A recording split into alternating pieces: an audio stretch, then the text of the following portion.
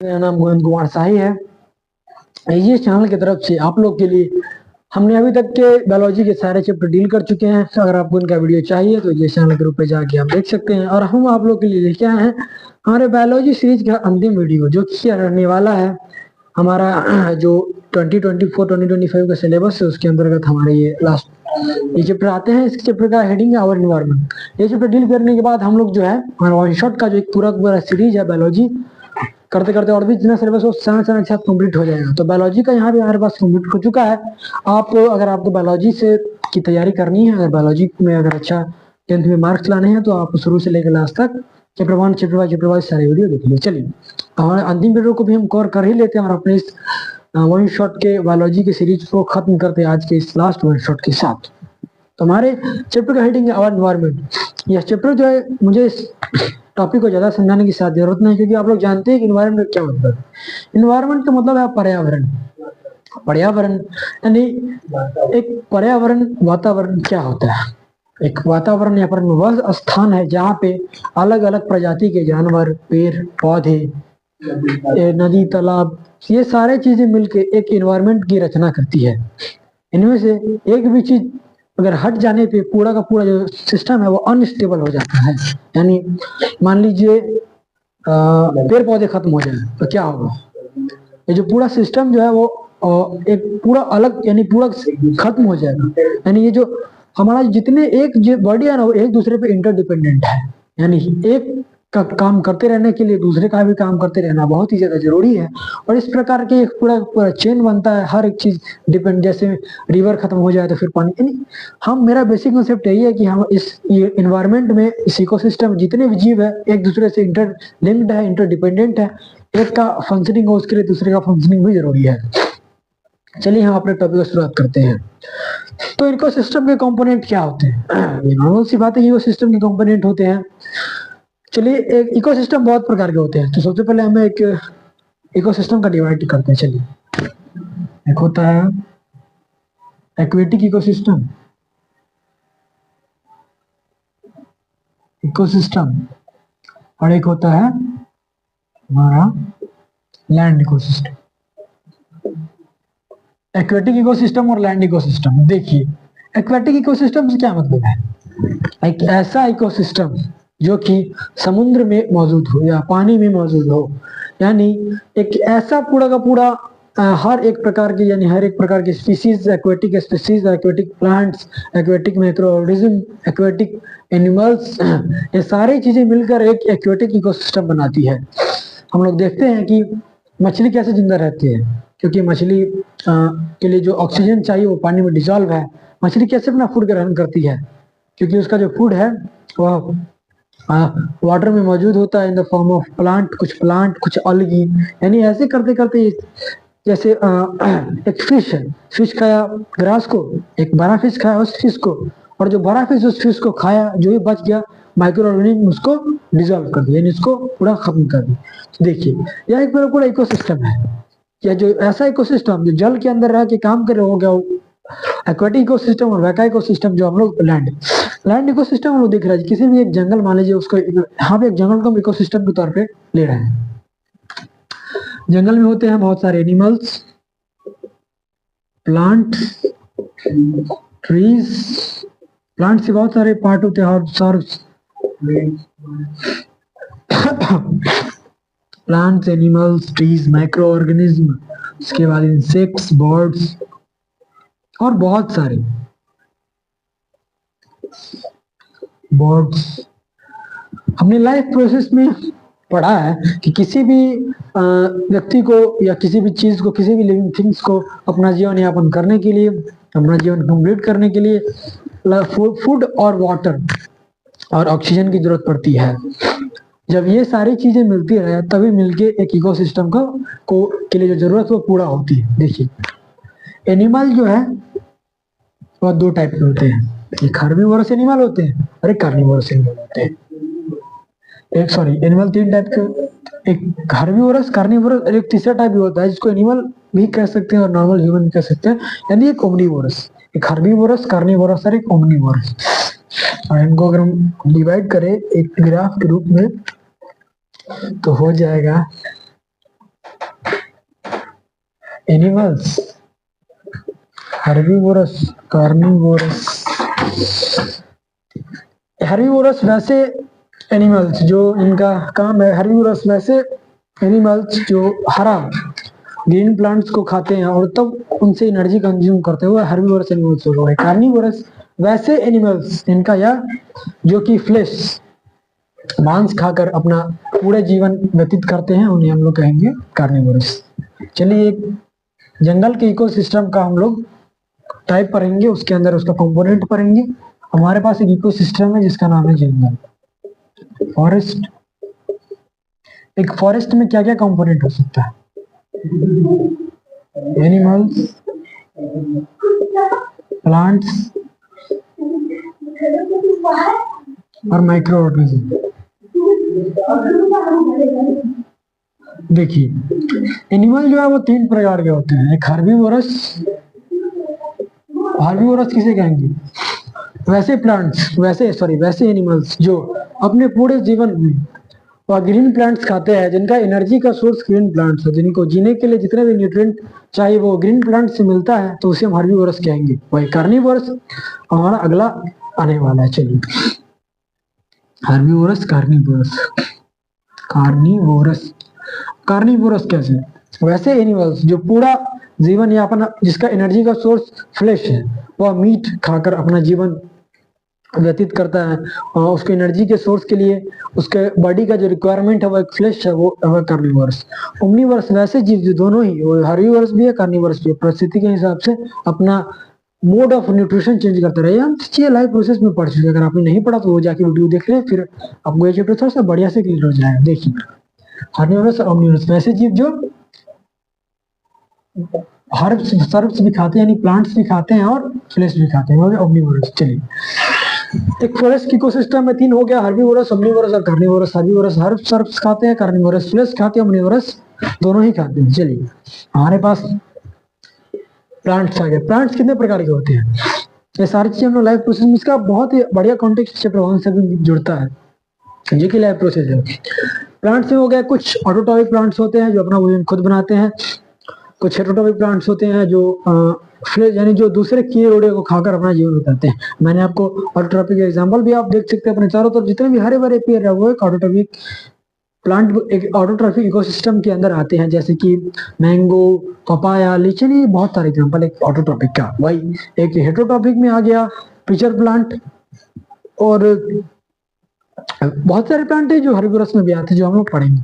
तो ये प्लांट जो है वो अपने भोजन के लिए डिपेंडेंट है छोटे मोटे कीड़े मकोड़े पे। इनका मोड ऑफ न्यूट्रिशन है वह एक हर्बीवोरस, सॉरी इनका मोड ऑफ न्यूट्रिशन है वह एक कार्निवोरस है।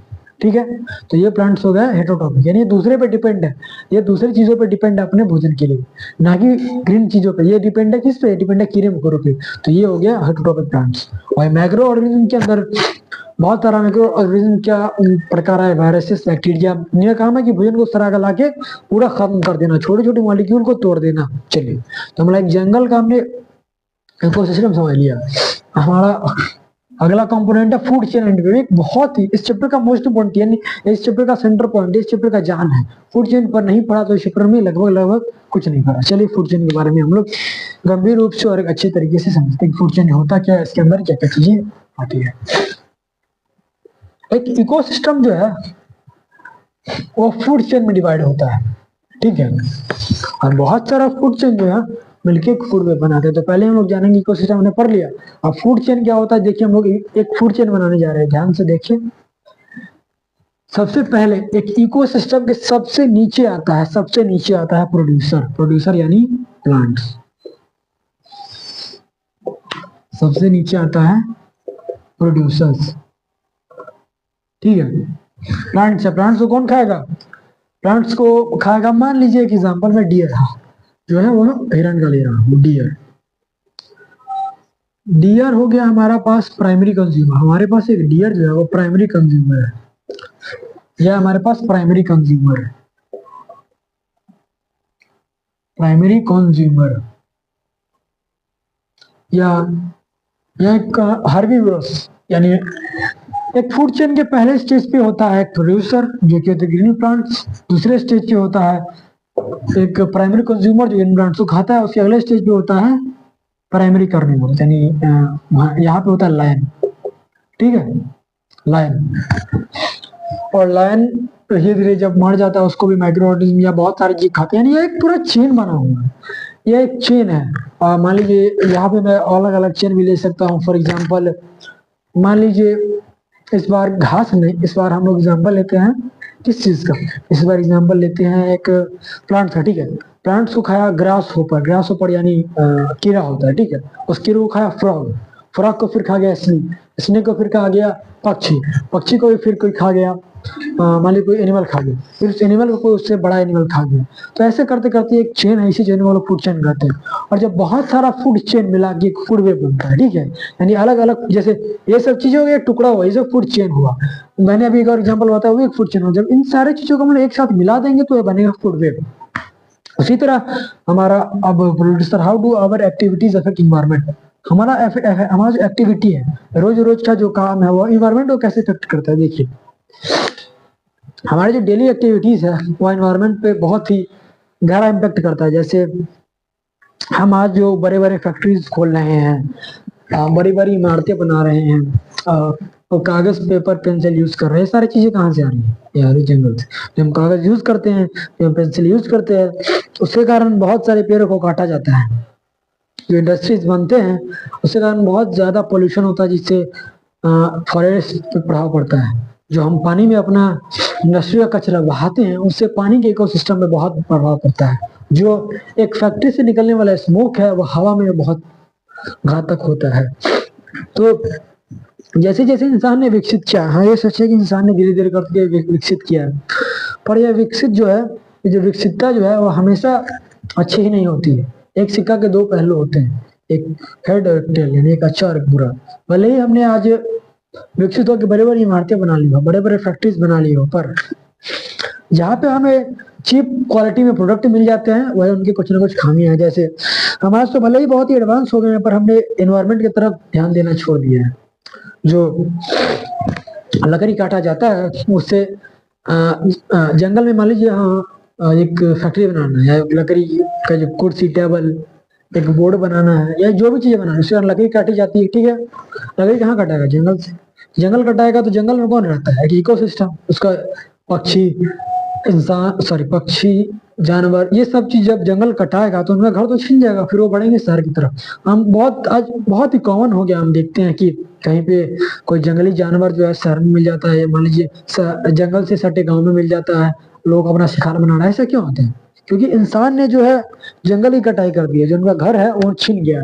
तो अब कहाँ बढ़ेंगे, कि नए घर की तलाश में। इसी कारण हमारी जो एक्टिविटीज है वो इन्वायरमेंट के ऊपर एक नेगेटिव इम्पैक्ट डाल रही है। हमारी एक्टिविटीज के कारण इन्वायरमेंट के ऊपर एक गलत मैसेज जा रहा है, जिसे हमें कंट्रोल करना चाहिए। कैसे, पोल्यूशन, पोल्यूशन के द्वारा जो है हमारा बहुत ही ज्यादा इकोसिस्टम के ऊपर प्रभाव पड़ता है। जैसे ये पोल्यूशन हमने पढ़ा है, ये 3 प्रकार के पोल्यूशन होते हैं। एयर पोल्यूशन होता है, नॉइज पोल्यूशन होता है, बहुत सारे पोल्यूशन, मेनली 3 होते हैं, पर हम 2-3 और जान लेंगे। पहले एयर पोल्यूशन होता है, लैंड पोल्यूशन होता है, वाटर पोल्यूशन होता है, नॉइज पोल्यूशन होता है। देखिए जब फैक्ट्रीज बनाई जाती है उनको बिताने के लिए खाली स्थान चाहिए। खाली स्थान को क्या किया जाएगा, उसके लिए पेड़ काटा जाएगा, उसको उस जगह बनाया जाएगा, ठीक है।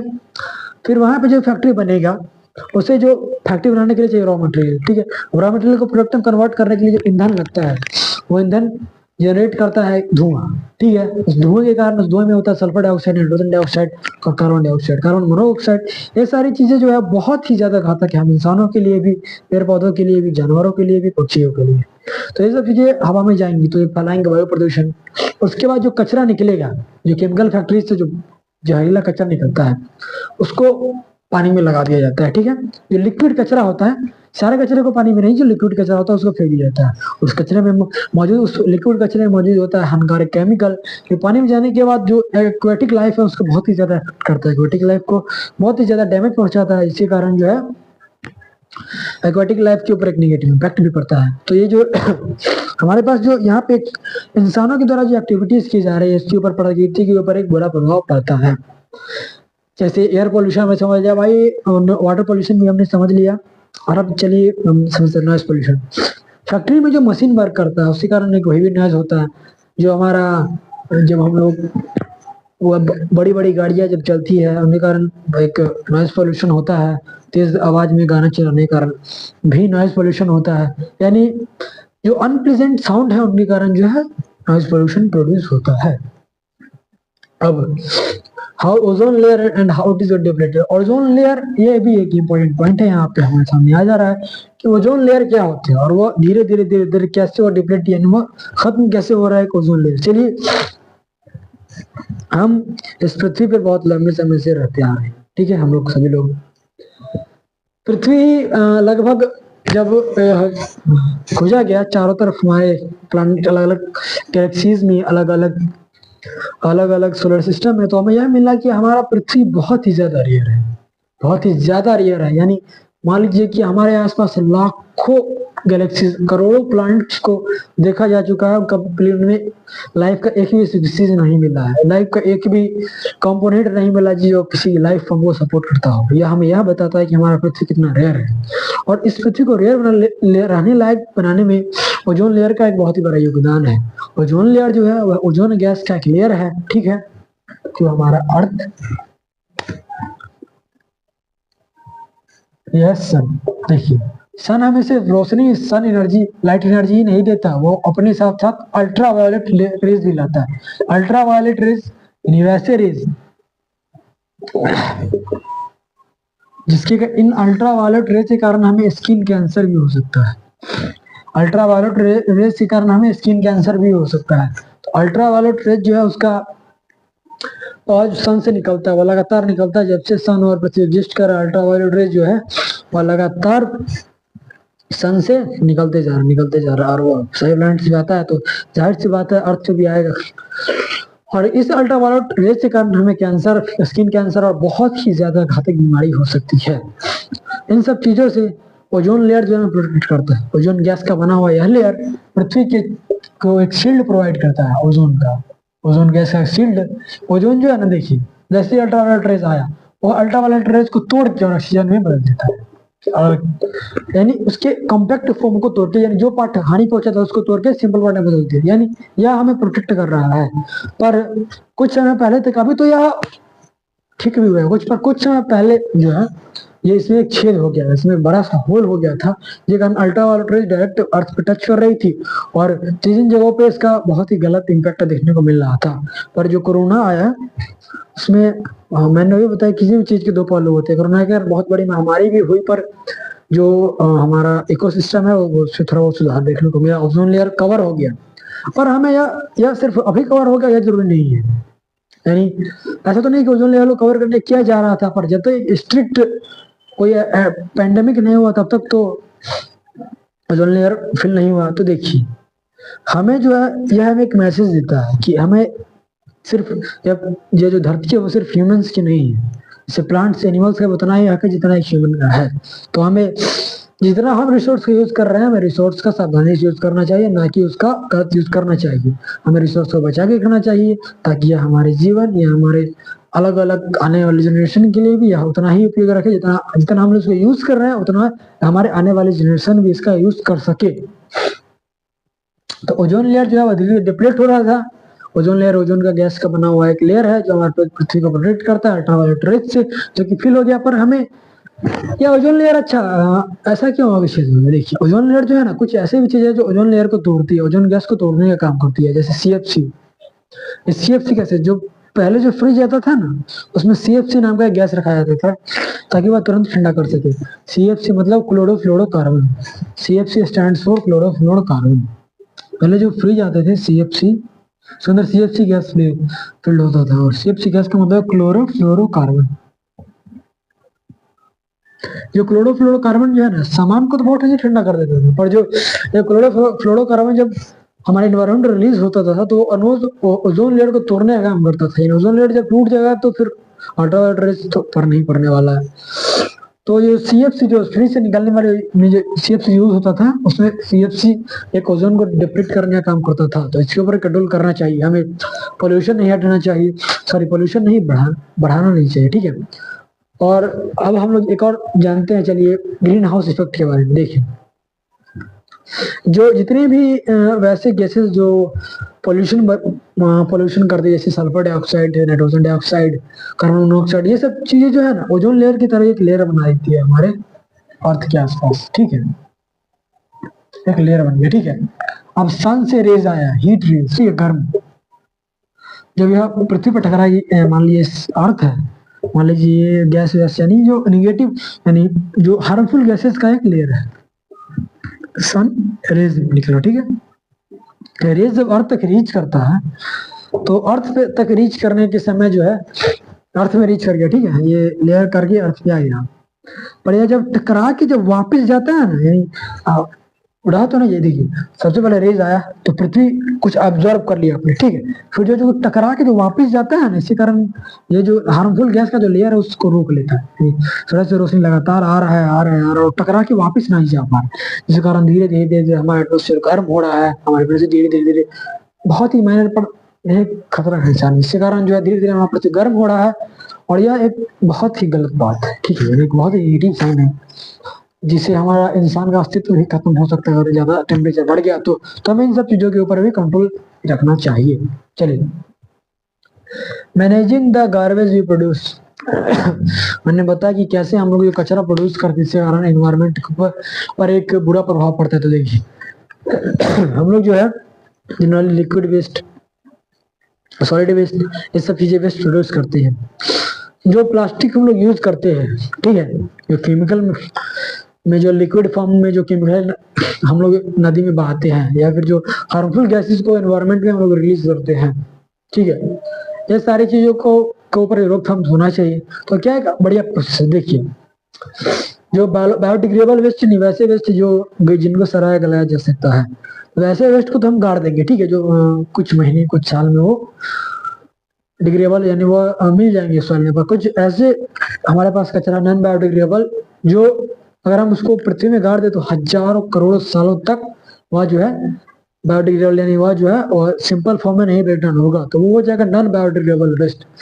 तो जो नॉन बायोडिग्रेडेबल वेस्ट है हमारे पास, जैसे नॉन बायोडिग्रेडेबल में जो प्लास्टिक, ये सारी चीजें जो है उन्हें हम नहीं डिग्रेडेबल नहीं कर सकते, तो हम उनका रीयूज रिसाइकल कर सकते हैं, ठीक है। यानी आपके पास कोई प्लास्टिक की थैली है, आपने बाजार से खरीदा, तो आपका यह कर्तव्य बनता है कि आप उसको दोबारा यूज करें और फिर उसको नया यानी उसी चीज को लगातार यूज करें, ताकि वह जो है उसे फेंकना ना पड़े, क्योंकि अगर हम फेंकेंगे तो वो हमारे एनवायरमेंट रह ही जाएगा और उसके कारण हमारे एनवायरमेंट के ऊपर एक निगेटिव इम्पैक्ट पड़ेगा। चलिए एक बार शुरू से हम लोग पूरे टॉपिक को एक बार फिर से रिवाइज कर ले, उसके बाद ये चैप्टर हमारा खत्म हो जाएगा। चलिए, हमारा पहला टॉपिक का नाम है आवर एनवायरमेंट यानी हमारा पर्यावरण। हमारे पर्यावरण में बहुत सारी चीजें हैं, लिथोस्फीयर यानी स्थल मंडल, एटमोस्फीयर यानी वायुमंडल, और हाइड्रोस्फीयर यानी जलमंडल। तो इन तीन जो चीजें हैं मिलके एनवायरमेंट को बनाती है, इकोसिस्टम को बनाती है, और इन तीनों चीजों में अलग अलग प्रकार के इकोसिस्टम जो है निवास करते हैं। जल हाइड्रोस्फीयर में एक्वेटिक एनिमल्स, स्थल पे टेरेस्ट्रियल एनिमल्स, और हवा में पक्षी, यानी ये सब चीजें जो एक एनवायरनमेंट के अंदर आती है। चलिए अगला हमारा food chain and food web. एक सबसे लोएस्ट यानी एक हर्बीवोरस से स्टार्ट होकर एक घास को एक डियर खाया, डियर को फिर लाएंगे, ऐसे करते करते ये अलग अलग फूड चेन है, अलग अलग फूड चेन मिलकर एक फूड वेब बनाती है। उसके बाद अगला हमारा कार्निवोरस, ठीक है, कार्निवोरस वैसे एनिमल्स जो कि फ्लेश, जो कि मीट खाकर अपना पूरा जीवन उनका न्यूट्रिशन मीट से मिलता है, उनका बॉडी का जो रिक्वायरमेंट है वो फ्लेश है, और वैसे ऑर्गेनिज्म को हम लोग कह सकते हैं कार्निवोरस। हर्बीवोरस वैसे ऑर्गेनिज्म जो घास खाते हैं, जो ग्रास का यूज करते हैं, उनका न्यूट्रिएंट्स का सोर्स जो है वो ग्रास है, वो हर्बीवोरस।